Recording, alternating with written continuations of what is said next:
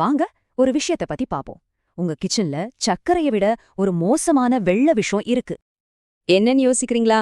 அது வேற எதுவும் இல்ல, நம்ம உப்பு தான். இப்போ நீங்க கேக்கலாம், நான் சாப்பாட்டுல கொஞ்சமா தானே உப்பு சேர்க்கறேன்னு.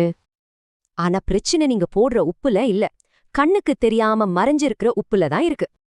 உண்மையான வில்லங்களே நம்ம கண்ணு முன்னாடி மறைஞ்சிருக்கிற இந்த உப்பு மூட்டைகள் தான். சிப்ஸ், ஊறுகாய், சாஸ் இதுலலாம் நீங்க நினைக்கிறத விட நிறைய உப்பு இருக்கு. அதான் உடம்பு ஊதி போகுது. சோடியம் ஒரு ஸ்பாஞ்ச் மாதிரி. அது உடம்புல தேவையில்லாத தண்ணிய உறிஞ்சு வச்சுக்கும். அதனால அதிகமா சோடியம் எடுத்தா உடம்புல தண்ணி கோத்துக்கும். அது நேரா ஹை பிளட் பிரஷருக்கு கொண்டு போகும். சோ முக்கியமான விஷயம் என்னன்னா, இதனால உங்க இதயம் ரத்தத்தை பம்ப் பண்ண ரொம்ப கஷ்டப்படும். சரி, இந்த உப்பு ட்ராப்ல இருந்து எப்படி தப்பிக்கிறது?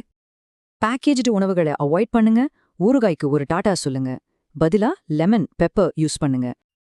உங்க உப்பு அளவை கண்ட்ரோல் பண்றது உங்க ஹெல்த்தை பாதுகாக்கிறது ஒரு ஈஸியான வழி. இப்போ இந்த ட்ராப்பை பத்தி உங்களுக்கு தெரியும். ஆனா உப்பு உங்க இதயத்துக்கு வேற என்னெல்லாம் பண்ணும்?